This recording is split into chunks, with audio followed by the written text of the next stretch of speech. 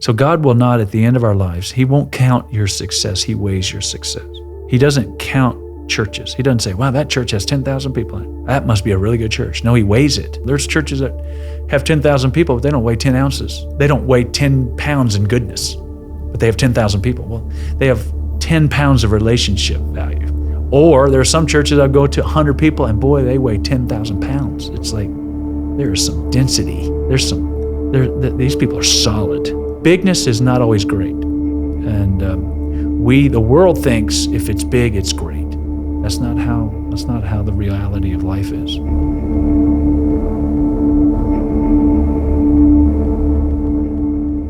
Pastor Joe, welcome to the show. It's great to be here. Just amazing to sit in front of you and all things BPN.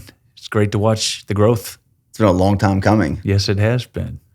You know, Steph wanted me to bring this up, but you know, this past year we moved away from Texas. We moved to Tennessee, and then we moved back to Texas.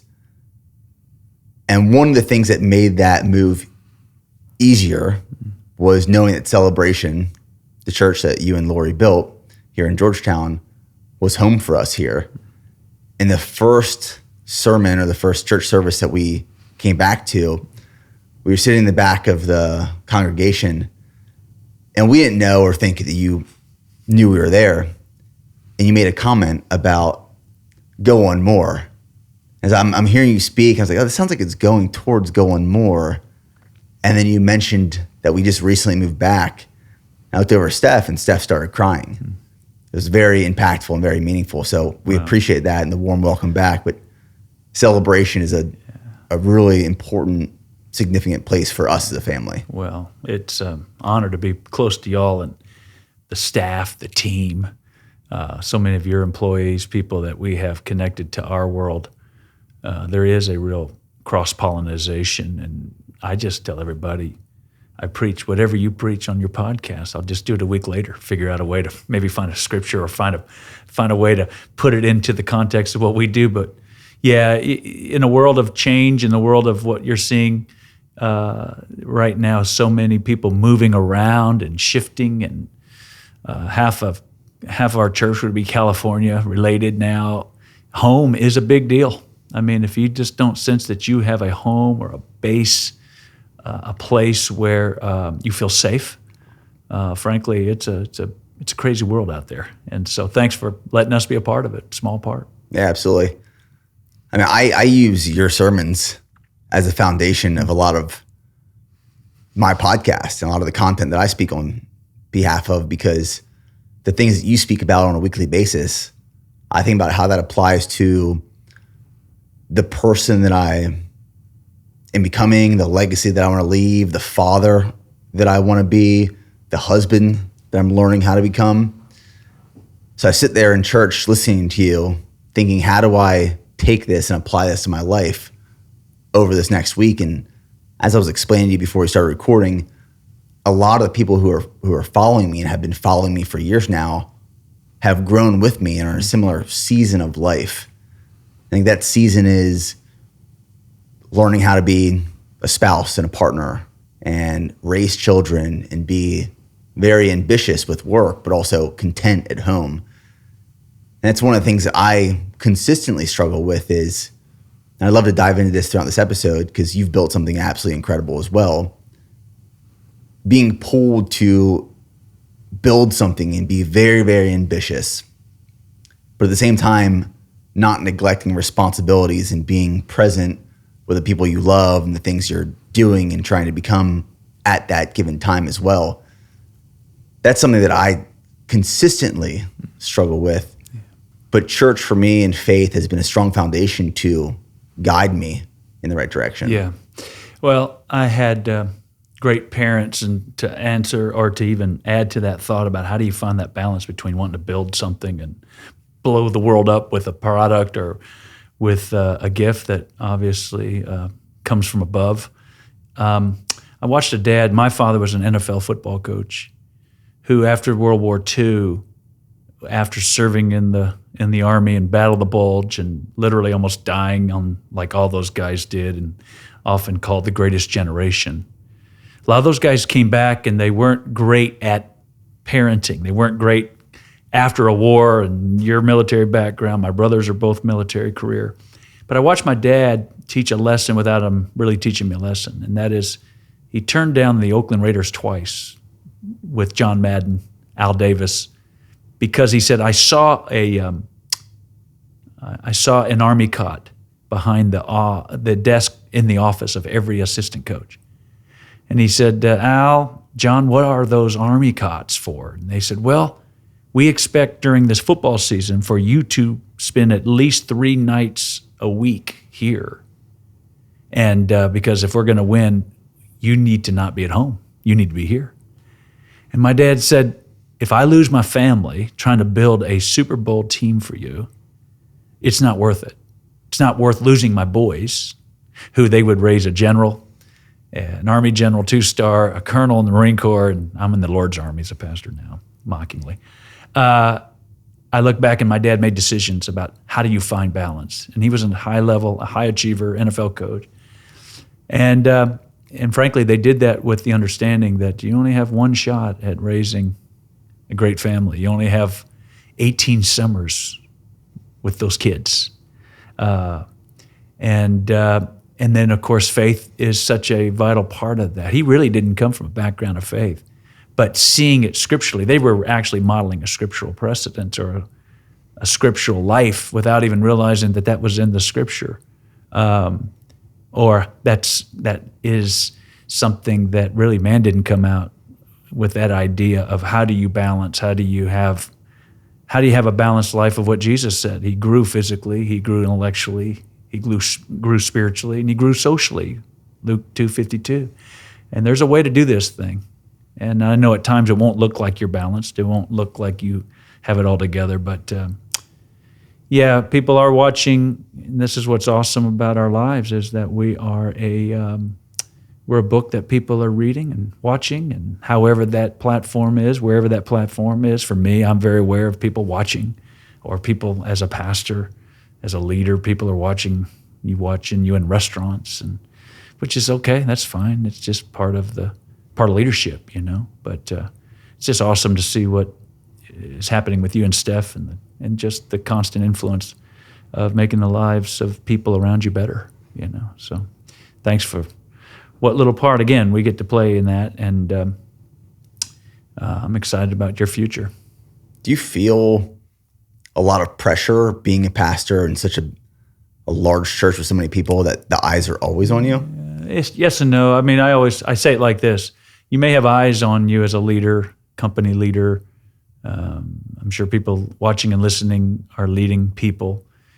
But if you live to a bigger eye, there's really one set of eyes that I'm ultimately responsible for and ultimately wanting to please, and that would be the Lord in my life. I wasn't raised in a spiritual home, but when I came in college to the understanding and the reality of Christ in my life, and the reality of His eyes, everybody else eyes that are watching me are pale in comparison.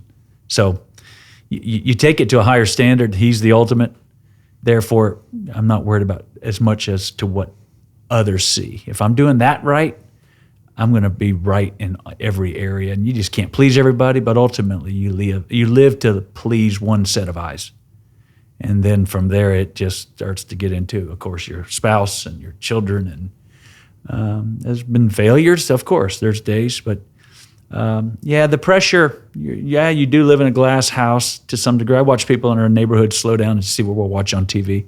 We have glass front doors, and they'll like, hey, I saw what you're watching last night. Interesting. Or over the years, those kind of things happen. Or I saw what you ordered. Or, you're in a grocery store. Here in Texas, we have H-E-B, and people, hey, what's up, Joe? And then they go immediately to my basket, and they look at what I got inside the basket. Most of the time, it's sugar related, but it's okay. It's part of the job, and it's part of being a leader. We were in Seaside, Florida last summer, and Charlie was, I guess, just over 1 year old at the time. And we were at the beach, and we came off the beach. We were staying in Watercolor, actually. And we were ordering some drinks. and we had Charlie with us, and this gentleman came up to us, and his son recognized me from YouTube, and he came up and he wanted to just strike some conversation, and we're just talking back and forth, and he didn't really know about me, but his son did, and we're talking about the fitness industry and training and nutrition and health, and at the end of the conversation, he goes, "By the way, I saw you were feeding your daughter Cheez-Its. I caught you." And I was like, "Yes, my daughter does eat Cheez-Its every so often. You know, it's not perfect." But he wanted in that moment to be like, "I caught you." Yeah. No, you didn't catch me. Right. It is what it is. Yeah. But I found that very, very interesting. Yeah, I have had the airplane experience where I had, we were delayed. We were sitting on the tarmac in Phoenix. I had to be back in Austin for a really big event. And I put my feet, nobody was in the seat in front of me, so I had an open seat in front. So I wasn't pushing the people. And I had my feet up in the chair in front of me. And flight attendant comes by and says, "Hey, I need you to get your feet off the seat in front of you." And I'm 6'5". I'm trying to figure, we've been 3 hours on the tarmac in Phoenix. So it's hot and we're late, and they just don't have anybody working the ramp. And so after about another 30 minutes, my knees were back up on the seat in front of me. I'm sitting on the aisle in the coach of the plane, and second time she walks by and she goes, "I already told you once, Pastor Joe. I don't want to tell you a third time. Get your knees off the seat. I go to your church." And I went, well, I can respond in two ways. Either get this airplane going and get me where I'm supposed to go, or I can go, "You're right. I'm sorry, wasn't a good example." Yeah. So it works in all sorts of ways. There are people that want to catch you. There are people that are looking for the reason of criticism, or depending on what we do for a living, people want to see if we're contrary to that, compromising that. And then there are those times where you're like, yeah, I probably need to be better at behavior, walking through TSA and being kinder to people, because you just never know who's watching. And that's okay. That's part of life. Something that I used to struggle with as I've grown my personal brand, I put my life out there. Since 2014, I've been documenting my life and sharing it with everyone, which invites a lot of feedback and criticism. It is what it is. Yeah. And I used to let a lot of that criticism and feedback affect me. Personally, I would take it very personal, almost in a way that feedback and that criticism was the ultimate guide and truth that was holding me accountable. And growing up, we went to church, but there wasn't a relationship with God. It wasn't a really strong faith. And then over the last couple of years, Steph and I both have really worked to build a relationship with God and lean into our faith. Mm-hmm. It's made a huge impact on our lives. And in one of your sermons, this was a while back, maybe years ago, I first heard you mention that we live in a worldly world, and some of our thoughts and the things that affect us are worldly. Mm-hmm. And the way that you explained that completely shifted my perception of whose opinion actually matters. Right. And the way that I live my life and setting my North Star and my guide of where I'm heading and what I'm focused on, that all of these people they can doubt me, they can criticize me. They don't have to like what I'm doing or what I'm saying, but I'm living my life with,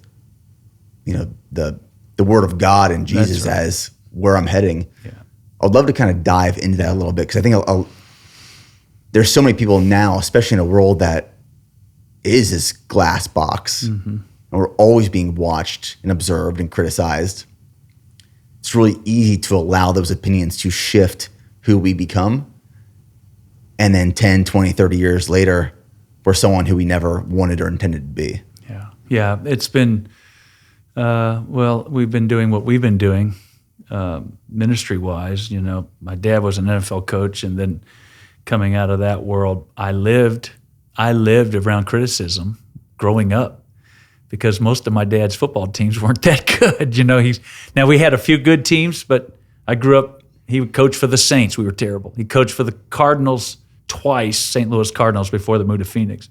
The second time he was part of a staff with Don Coryell, and for those that would remember those years, that was Jim Hart and Mel Gray and Dan Deerdorf. We won a few of those, but But then there were the Jets with Lou Holtz and Atlanta with the Falcons, Bart Starr with Green Bay. And most of my growing up was listening to the coaches say, your dad sucks as a coach, or your dad's terrible, or the Falcons are terrible, and getting in fights or wanting to fight people.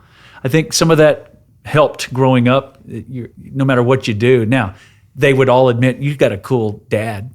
They still wanted to come to my house.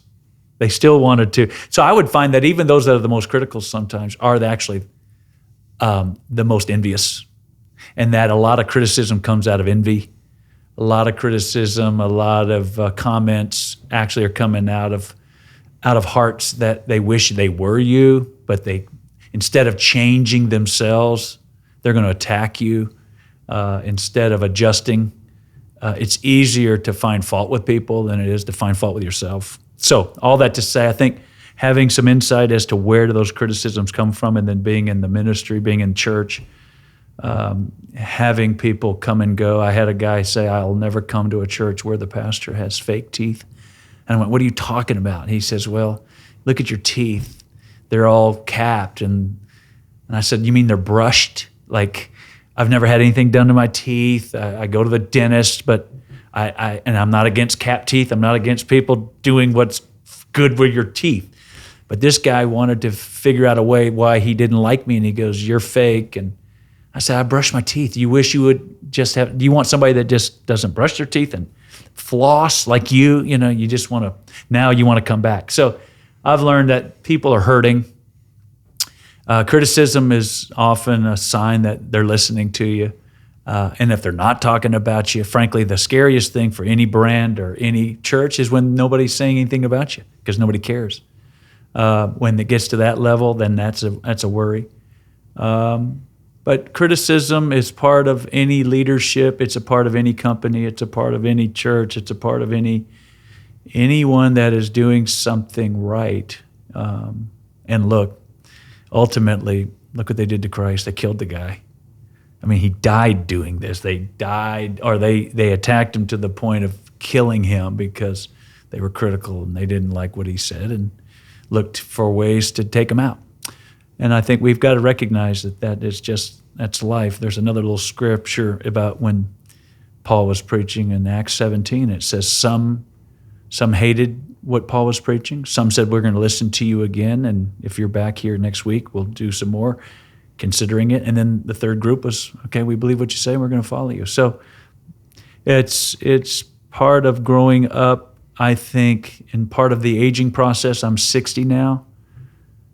And Nick, after this kind of life of being in a public kind of atmosphere, though I don't want to be in an atmosphere of publicity, I try to do whatever I can to take any targets off our back. But the good news is, as you age, you forget quickly. The difference between now and 35 years ago is I don't actually carry the criticism for longer than a couple of minutes. You just only have so much space. You only have so much time. And if you know you're doing right, you're doing good. You just keep doing good, and you just keep doing the right thing. You keep building a company based on what is of value to people. You're adding value to people. That's all you can do, and you just let the chips fall where they do, and it's just part of the world that we live in. Frankly, ultimately, people are attracted to. There's a greater degree of darkness. There's a greater degree of darkness, obviously, than light. Light is rare. And so people are going to darkness being criticism and attacking and hate and all the things that go with that. It's easier to be critical. It's a Cain and Abel story, Abel was just doing great, and if you will, the Bible says everything about his life was being blessed, and then his brother Cain, he's mad, he's furious, and even God goes, what are you upset about? If you do what he did, if you apply the principles that he's applying to his life, you'll be blessed like him. Well, instead of him repenting, instead of him going, all right, I think I need to go spend some time with him, he kills him. And that, again, is it's kind of the nature of the world. And when we see that, we know that, it's not personal. Because most of the time when people are criticizing you, or criticizing the listeners in their particular field, unless it's valid. You always got to listen to, okay, is there some truth behind it? Is there some things that maybe I can learn, take away? I believe there's 10% there's something in there. There's about 10% of truth in everything. But we also have to be careful of changing our game plan, changing our company. I had a little issue recently. A lady came up and just said, you need to be saying this more. And I said, well, I do say things in relation to what she wanted me to say more. And I said, you're just not here enough. She goes, I don't miss. I said, yes, you do. And then, of course, she began to confess, yeah, I was gone. I said, well, maybe that's when I adjusted that, or maybe that's when so you just got to let it, you just got to let that not sink into your heart and keep going. Just keep doing the right thing. I do think there's a lot of parallels between building a brand, like the brand that I've built, and then building a church, like you've built as well. Yeah. One of my favorite books that I've read in this past year is called For the Culture. And it talks about what separates brands, and it actually even uses congregations. Yeah. What separates brands, communities, tribes, congregations from groups of people who don't form these types of communities. And the way this book describes it is there's two different ways you can try to build something. One is through an irresistible offer, which is oftentimes unrealistic, to pull people in, trick them, dupe them, and then hopefully they don't leave. And the other is you establish a set of beliefs and values, and you don't necessarily go look for those people, but those people find you because they share those beliefs and values. So that's the approach that I've taken with building BPN, the last couple of years, then moving forward. But I'm curious, coming from a family that wasn't necessarily in ministry or didn't have a foundation of faith. In fact, anti-ministry, yeah. So what were those beliefs and values that kind of allowed you to pursue or explore a life of ministry and faith? I think doing what I'm doing is very, very much like coaching. I've heard it said by generals. As I said earlier, my brother, so Dad served in World War II and was a sergeant for the 3 years in the Army, like that generation was in the 40s. My other brother, Greg, was 38 years, 2-star, Special Forces. And then the other brother, Keith, retired colonel, went to the Naval Academy, then went Marine Corps and flew F-18s. And being around those guys, and then I wanted to be a chaplain in the military. I actually went to go to New Orleans Seminary to begin that process. And what I learned from those guys, especially from the military background and ministry, it's very similar because there is actually, we're called to be soldier-like as Christians. We're active duty. We're not weekend warriors, or when it comes to our faith, we're full on in this. We're all in. Now, I would say I watched all three of my greatest mentors being my family members. They built trust with everyone that they led. They were trusted. So the deeper I say to our team, our cultures, the deeper people go with us, the better it should get. They should not all of a sudden realize, oh, he is not who he was selling himself to be. We're not selling anything. I mean, you're adding value to people. I'm adding value to people. Yes, I know your exchange is different than our exchange, but ultimately, I think it's trust. I think it's at the end of this journey with us personally, or as they come into our culture, they find that there are people that are not out for their own personal gain only, though people are to be blessed and people increase and you grow a company, and that's a great thing. But at the heart of it is that we're not here to take advantage of people, and that we're here to add value to people, and we're here to make a difference in the lives of people. I've heard it said, nobody wants a tyrant, but they do want a coach. So we're not tyrants. We're frankly offering coaching. We're offering pastoring. We're offering shepherding. We're actually offering our experiences. Like, hey, I've learned the hard way, and this is maybe something that you might want to consider. So in that culture for us, and what I've tried to do in taking my background, not only did my dad play and coach in the NFL, I played at LSU and having that background of before I became a Christian, I was the team party captain. So I was planning parties, and then later on I'd plan chapel services. But you know what? The goal was kind of the same. I wanted people to enjoy life, right? So I just did it from Jägermeister and the bourbon shots to now, okay, let's get to have a personal relationship to Christ and the reality of God, and you don't wake up sick the next morning. But the culture, I like to use the word process. I think about how we just try to put into the culture of our staff, and 120, 130 on team now, plus we have Mozambique and Italy.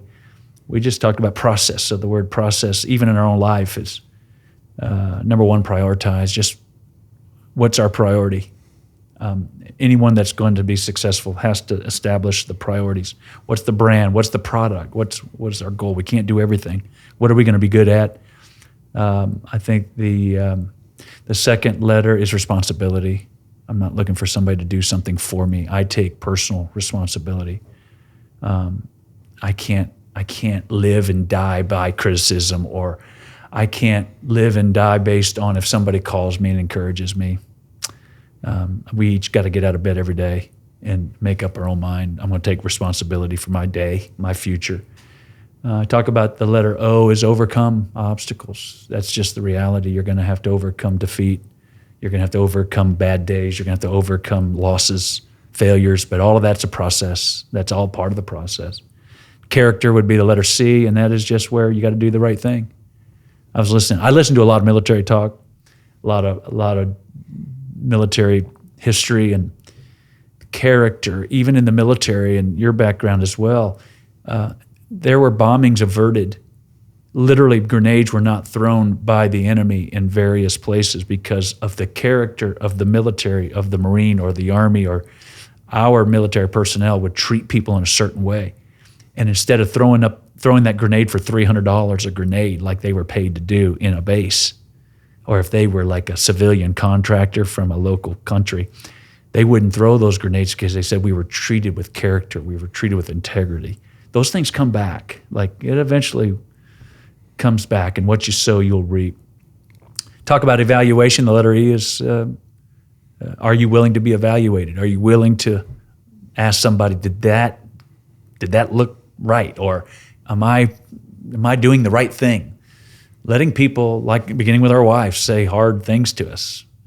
And then the last two would be those two last S's in process and self-discipline. And are we willing to, pay the price? And then the last one is stay. You got to stay. You got to stay in it. You got to stay positive. You got to stay around. And we just kind of keep hammering that into our culture, our team. And like you have a young company. We're a young church. I mean, we're 23 years old, but I don't think that we're old. We've got a young city. Like, Austin is a very young, single-minded city. We've got to keep making sure that we don't. Well, I'll put it like this. I think with any entrepreneurial endeavor that starts, so typical churches, if the founding pastor, like me, I started the church at 36. How old were you when you started BPN? 22. 22. So you're a little different there, but you were a lot wiser. The typical church goes like this. The first 10 years with that founding pastor, it grows. The second 10, so from year 11 to 20, it starts to plateau. And then the third generation, into that 20 to 30 years, it starts to decline. And the congregation actually ages. They come in at the age of the pastor, and then they start to go out with the pastor. It literally rises and falls with the founder. And so what a lot of young leaders don't do is set up the next generation. How do we make sure we're driving this thing young? How do we make sure that we're not aging out? Because if the pastor has children's ministry, or this could be for any company, whatever he or she is interested in, that's typically where they're going to be good at. And then as they don't have kids in the children's ministry, guess what?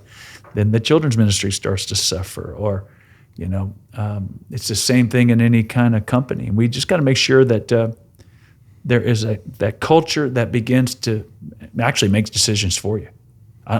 This is not me making a decision. It's how we do life. It's how we approach life. And it's not feelings. It takes out the emotion. And then you're making right decisions. I mean, you know this. Every military story of great heroes, those that have won the Medal of Honor, the Bronze Stars, all of them will say, I don't remember what I did in those moments in which I'm being awarded.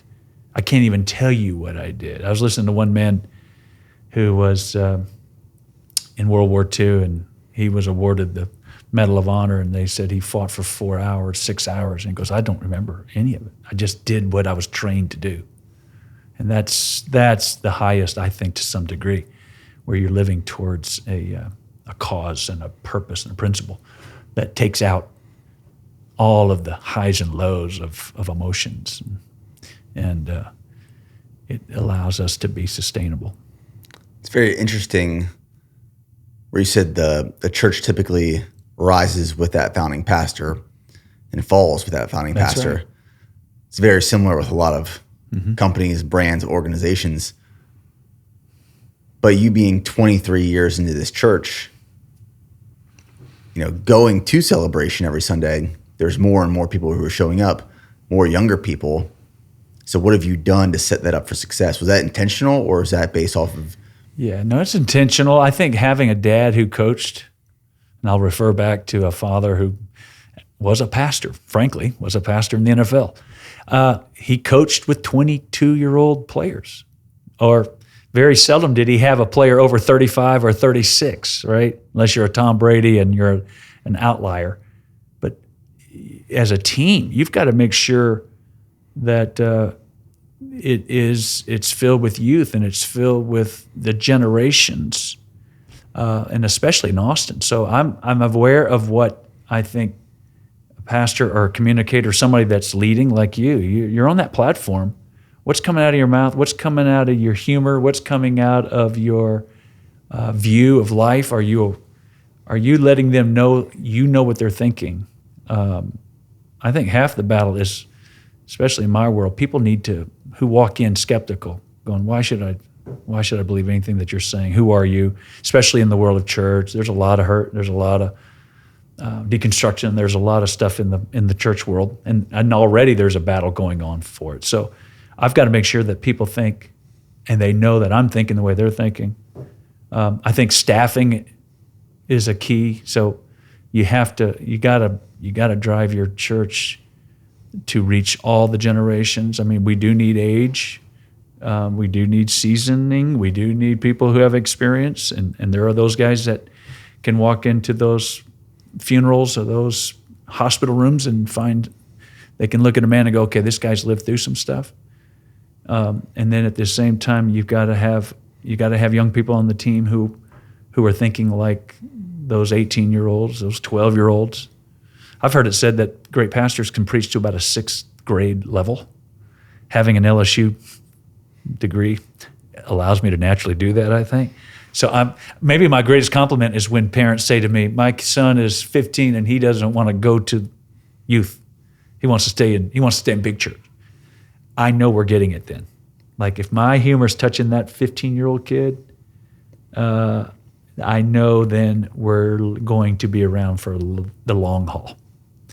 So do you view your job more so as a coach than a teacher? I'll add context to that. Yeah. As I was hearing you talk, I'm thinking about teaching, and teaching has a curriculum typically, and the teacher creates the curriculum based off what they think they should or have to teach that student.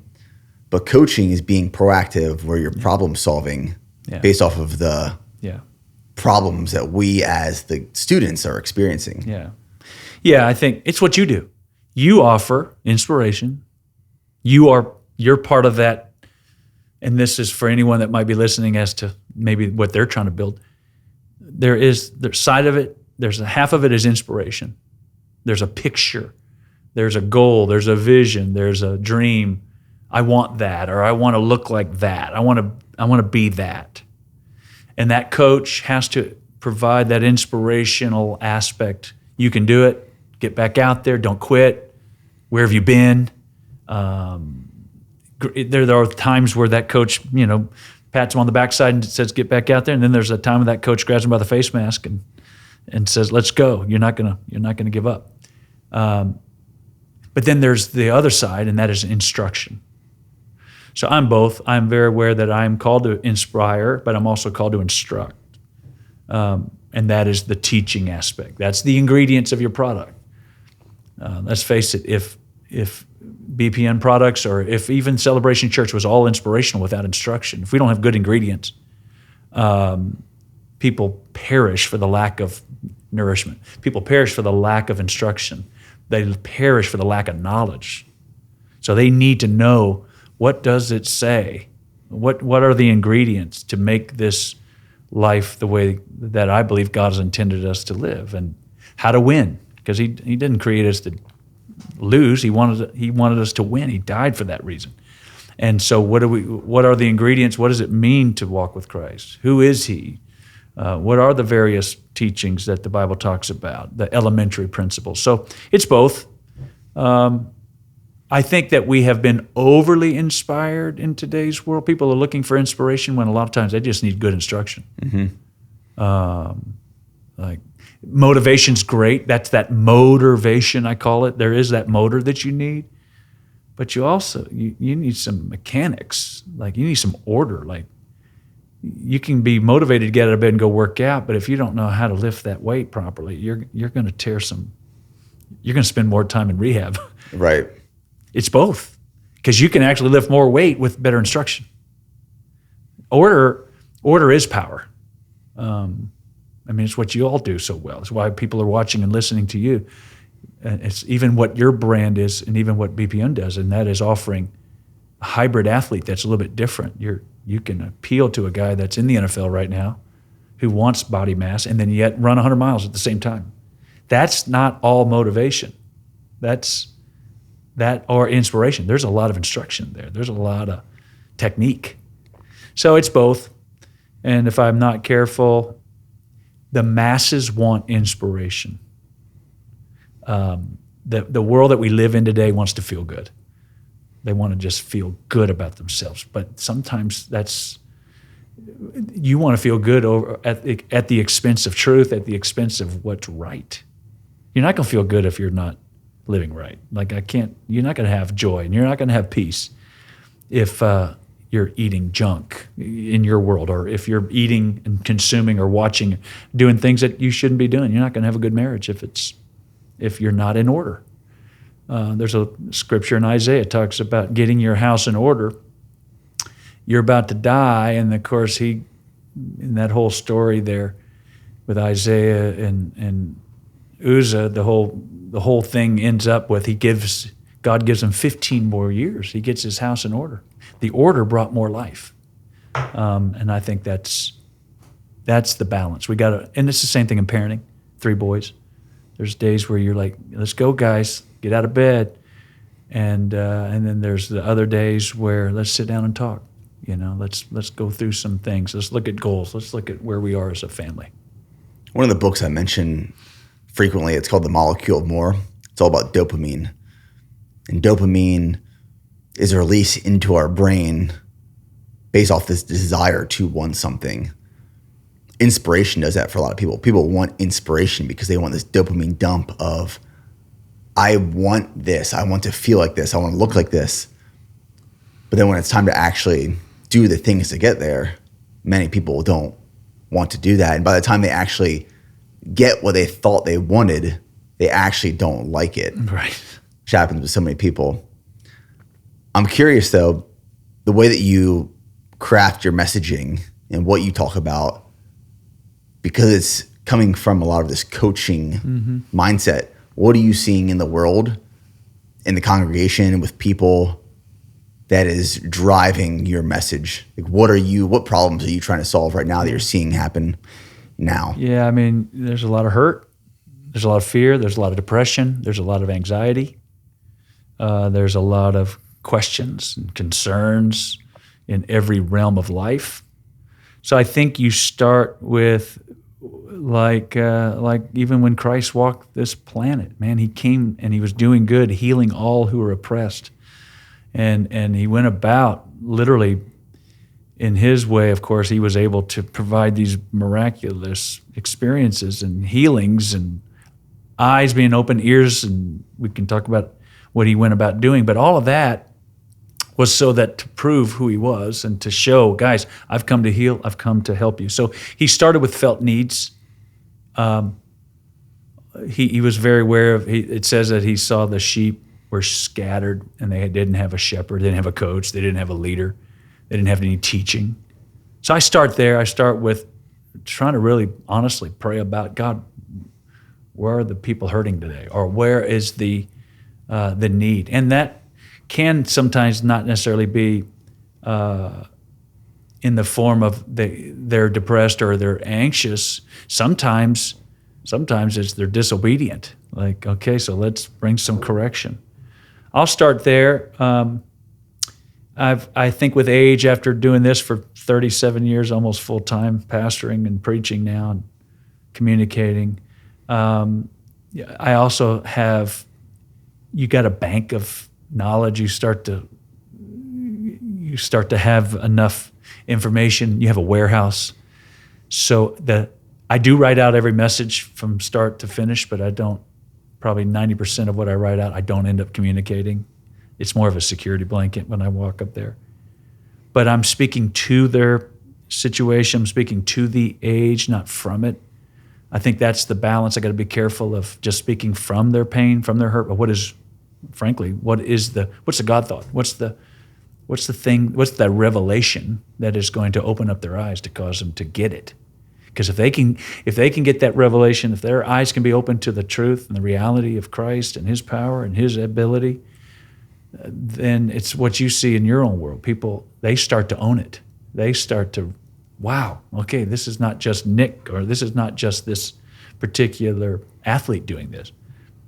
And you're teaching people how to become self-feeders and readers, and because if people are always needing somebody to prop them up and to get them out of bed, we know between Sundays and our world, they're not going to make it.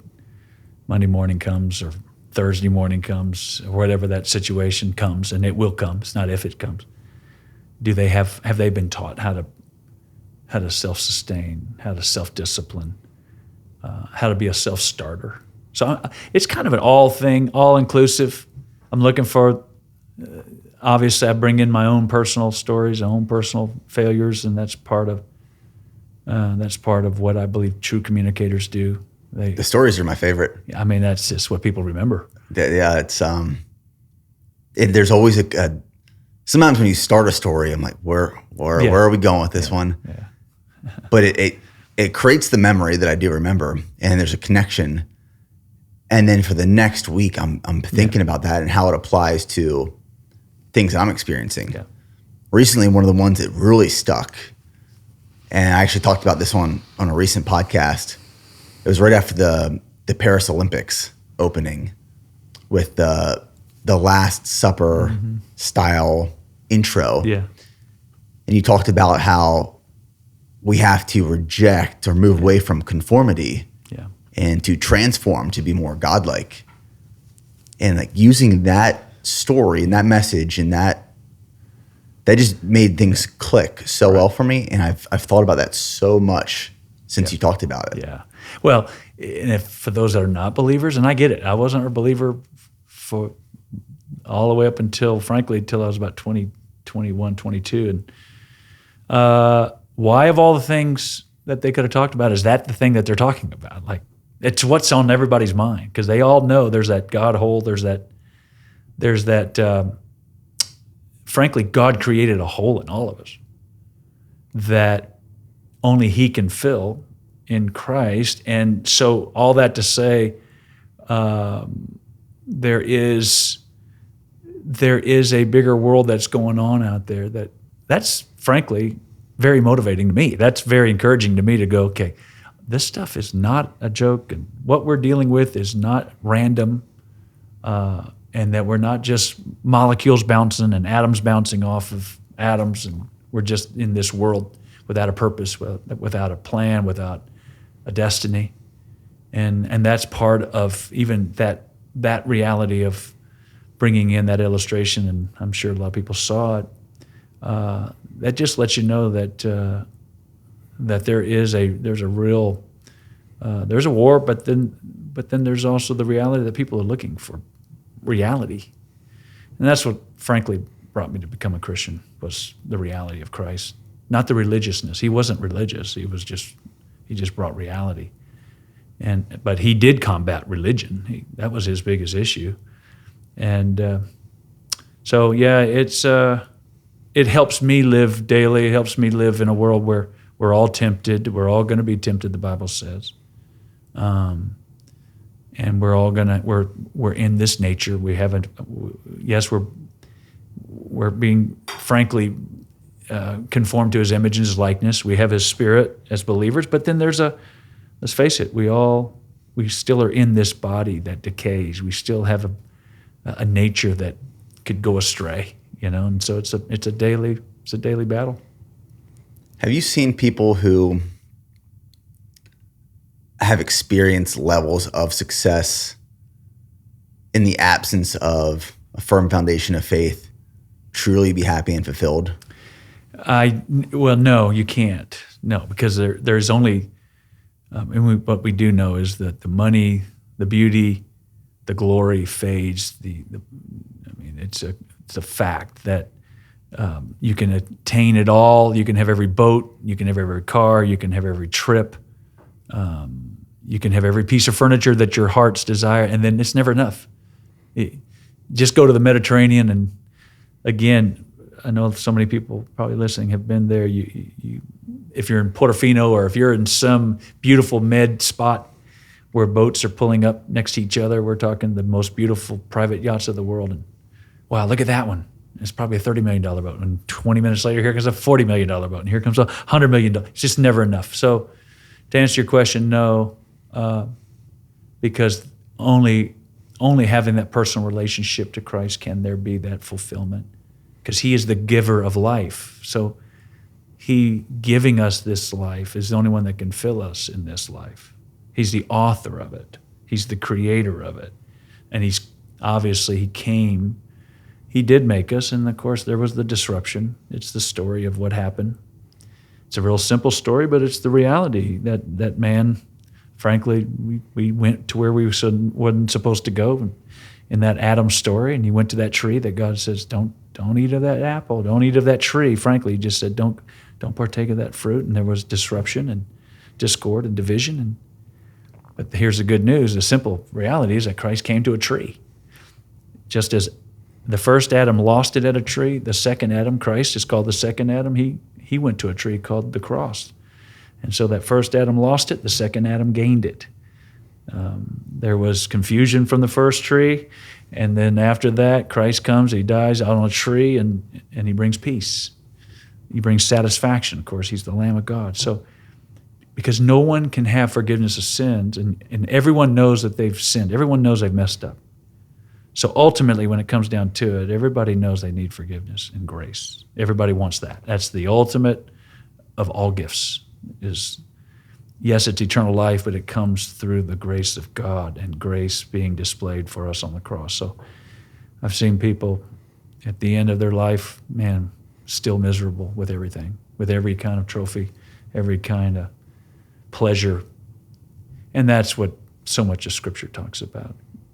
I would encourage anybody, that's what Ecclesiastes says. I tried it all. I went there, smoked it, drank it, ate it, participated in it, and he goes, at the very end of Ecclesiastes, he goes, I've come to this conclusion, fear God.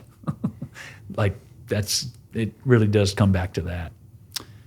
That's awesome, to be honest with you, because it really does make life, it really helps us get into the right lanes. It helps us get back into, he didn't come to take away our fun. He came to take away our pain. He came to take away our problem. Our problem is we think it's out there, and it's not. And I always joke, I said, I thought life was all about running into a football stadium at LSU or wanting to be an NFL football player like my dad in the NFL world. Man, I'd much rather be at a table with a few folks like this than running into Tiger Stadium with 105,000 people screaming and hollering, singing, calling Baton Rouge. Because in the end, it doesn't last. there's only 7 home games. And the reality is there's only so much time, and after that, it's it. And then there's forever, so for me, that's what began to realize, okay, this is true. This is not, and for me, that's what I wanted. I just wanted what was true. I just wanted the truth. And so when I first started building BPN, and we actually started gaining some traction, as things were getting better financially and we had stability and security, mm-hmm. with each additional win, I thought it would bring more fulfillment and happiness. And it never really did, because I was then just looking for that next hit of that next win, that next success, that next milestone. And for the longest time, I did the deepest search on the internet. I read the books. I talked to people. Like, why am I unhappy? Why am I unfulfilled? I was searching for everything. And the answer was in front of me the entire time. It was leaning into my faith, but I avoided it at all costs. And then when I finally did explore that curiosity, it gave me such a strong foundation of security and who I am and who I want to be and what I'm working towards. Are you familiar with the author, Dr. Henry Cloud? Of course. Yeah, I know Henry. Mm-hmm. So I started reading a lot of Dr. Henry Cloud's work when I was in Nashville, actually. Mm-hmm. Because when we were in Nashville, we left Texas during this point in the business where I was burnt out and people were coming into the business that I just wasn't happy in the direction it was going. So going to Nashville was partly me and my family just running away from what we didn't want to be a part of anymore. Mm-hmm. Got to Nashville, found a church, Legacy Church of Nashville, with Pastor Lyle Phillips. And then meeting Lyle, he introduced me to Dr. Henry Cloud's work because he's out in Nashville. Mm-hmm. And I was reading a lot of his books, and I believe he has a background in psychology, but a strong foundation in his faith, and his books reference his faith a lot. Mm-hmm. And his books helped me tremendously. And there's this one book he has, it's called Trust. Mm-hmm. And he talks all about how everyone deserves to be forgiven, but not everyone deserves to be trusted. And that helped me tremendously in my life, where I felt like I was being burned by a lot of people, and openly being able to forgive them mm-hmm. gave me this lightness to myself, which felt amazing. Yeah, and I would recommend anybody to read Dr. Cloud, and he's been a big impact on my life as well. I would say, even in your whole brand, or the theme of one more, they said to Jesus, Peter said, Lord, how often do I need to forgive somebody? And he goes 70 times 7. It's like, go one more, like 70 times 7. That's an eternal, he's basically giving an eternal perspective of letting people go and forgiving people. And same thing with go one more, go the second mile. Because if you try to live, the first mile is the law, the second mile is love. Jesus said everything changes in that second mile. Have you heard me talk about that, the difference between the first and the second mile? No. So when Jesus said, go the second mile, well, the Roman law was the first mile. If I was a Roman soldier and you being a Jew and I'm occupying your country in the day, you would have, if I asked you to carry my bag of BPN products from your headquarters here to my house, you had to by law. If I was a Roman, you would be required. Now, Jesus said, don't stop at the first.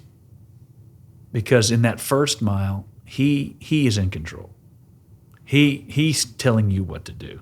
And you're having to do what he's telling you what to do. Now he's contrasting, frankly, relationship versus religion. He says, but go the second mile. And then the second mile, now guess who the person is that has control?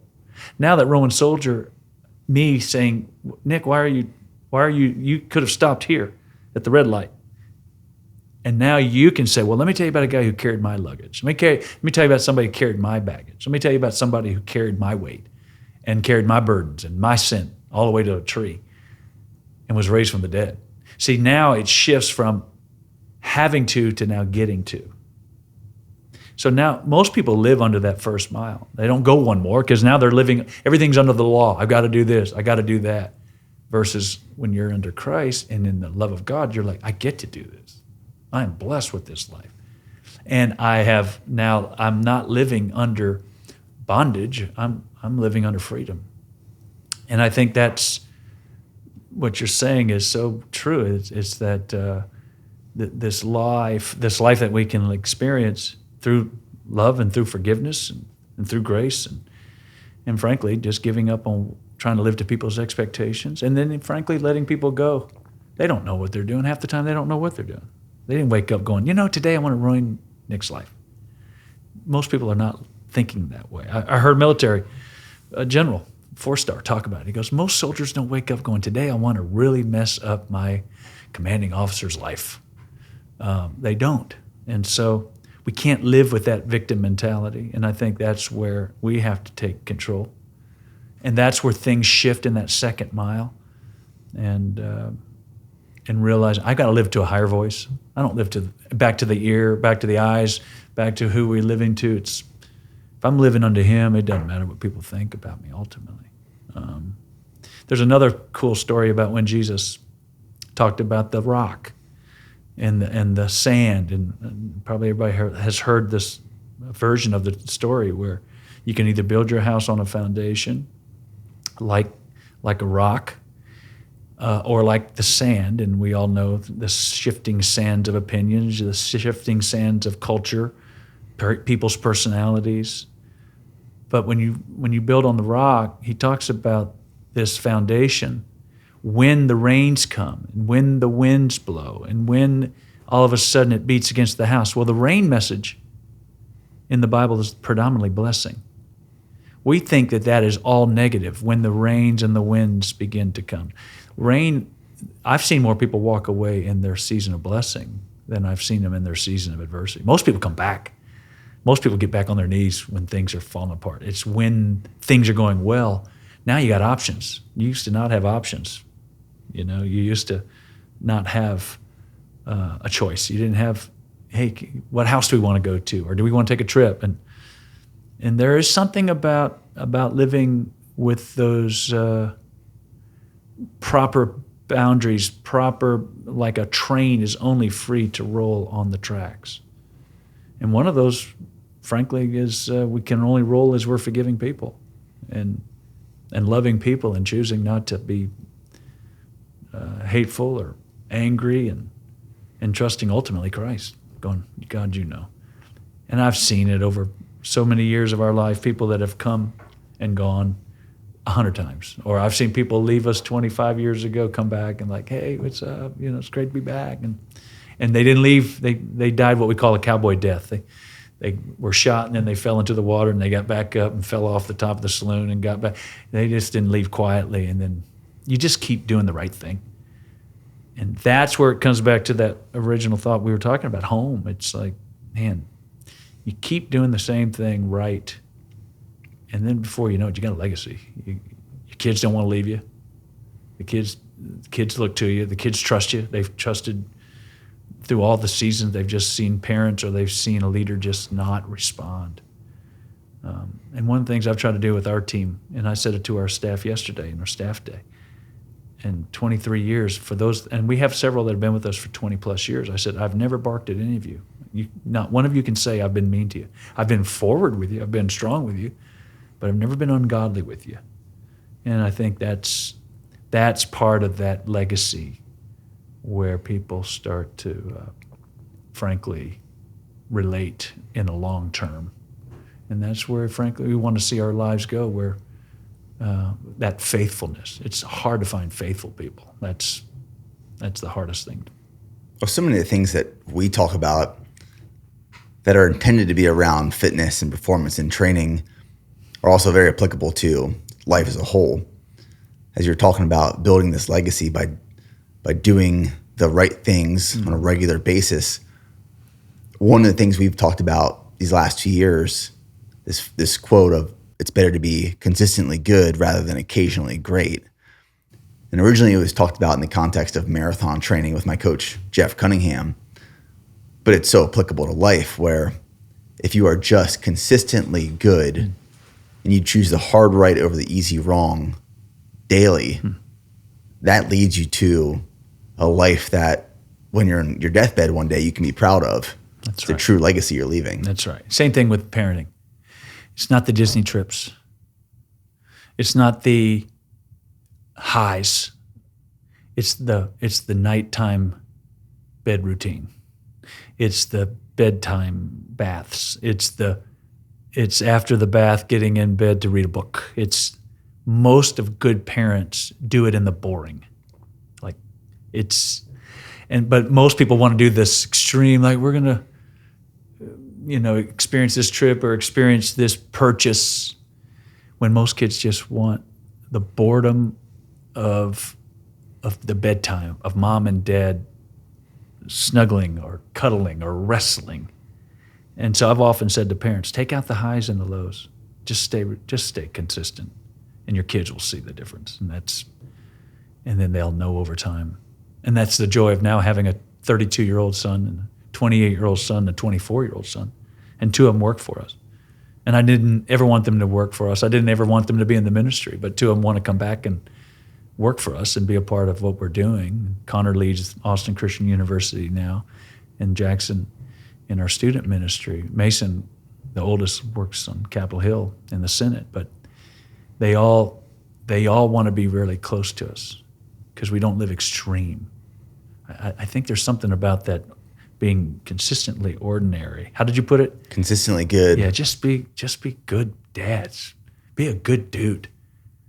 Don't be that guy that always has to come back and go, hey, I'm sorry. At some point, just stop. Like, not to say we don't have our failings, but let's eliminate those extreme needs of repentance, those extreme, I'm sorry, and we're hugging and kissing, and I got to spend half the night apologizing for cussing or throwing a rock or something through the roof or punching somebody. Let's stop that, and let's start to just be good guys, good parents, good. How about a good marriage, And then those kids are they're not being raised in our culture. Same thing with the marriage. Same thing with in your staff. It's like we don't walk in wondering what kind of leader are we going to get today. I tell our team, you're not going to deal with. I'm not going to be the guy that you're wondering, do I get what kind of Joe today? Is this Monday Joe who's not happy with number day? I don't live in the. I pay people to live in numbers. I don't worry about the numbers. That's just my. Now I pay people to live in the numbers, but for me, I want weight. So God will not, at the end of our lives, He won't count your success. He weighs your success.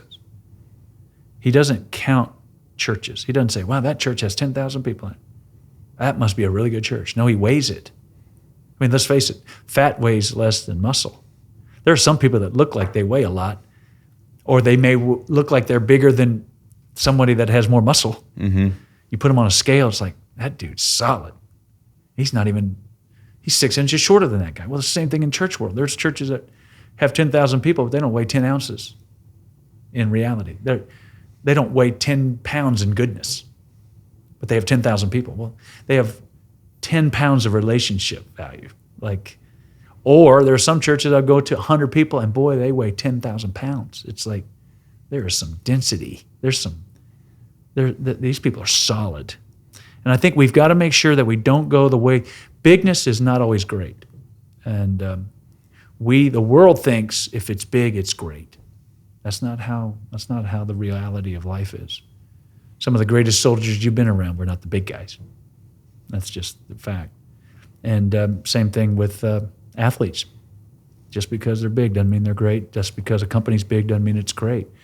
And because it's small doesn't mean it's not great. Or that because it's small, it's little. No, that's the difference between smallness and littleness. And again, we've got to live to the eternal value, the principles that, frankly, at the end of it all, like you're asking, where does that peace come from? There are eternal principles and values that are measured according to heavenly ways and not earthly ways.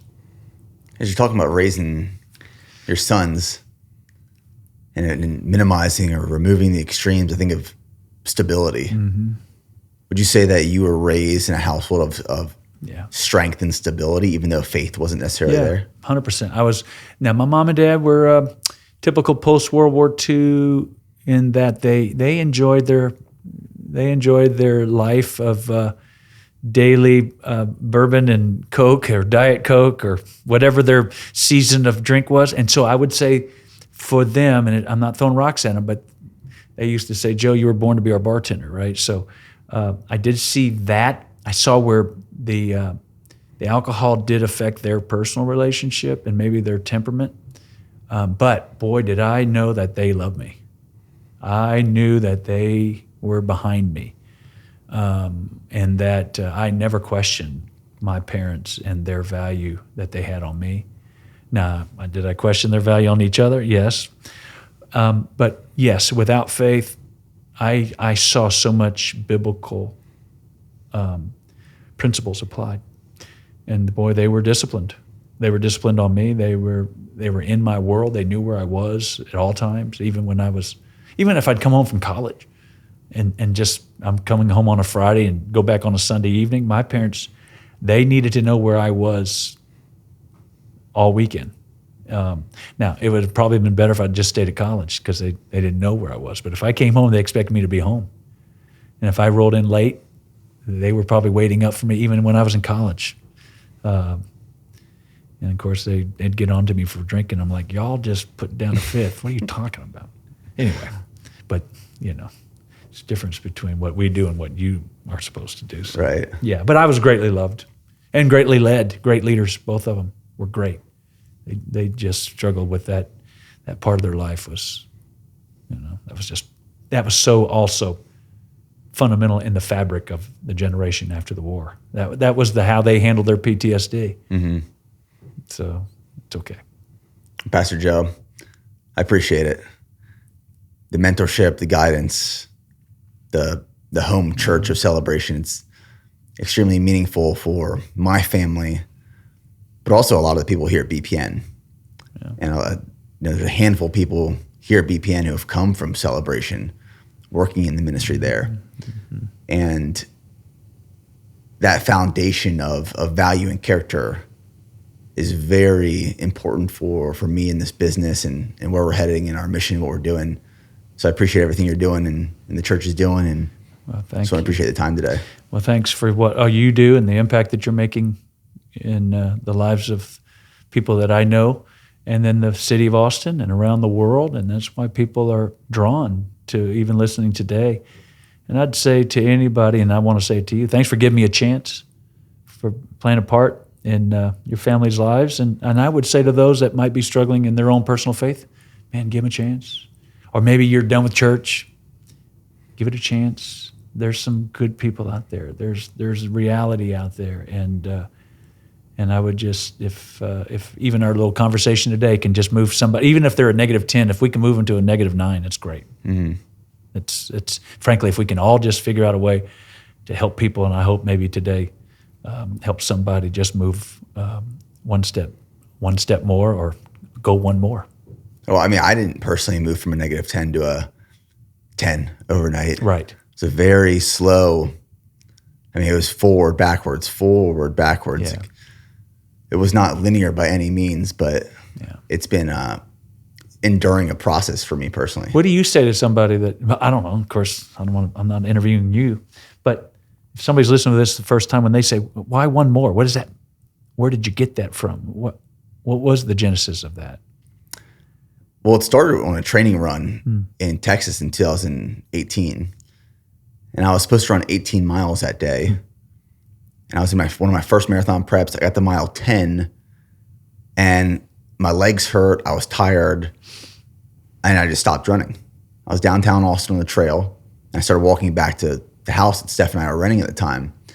And as I was walking back, I'm thinking, if I quit on this run, even though no one's watching me, if I quit on this run, what else will I quit on in my life? What does this say about me as an individual?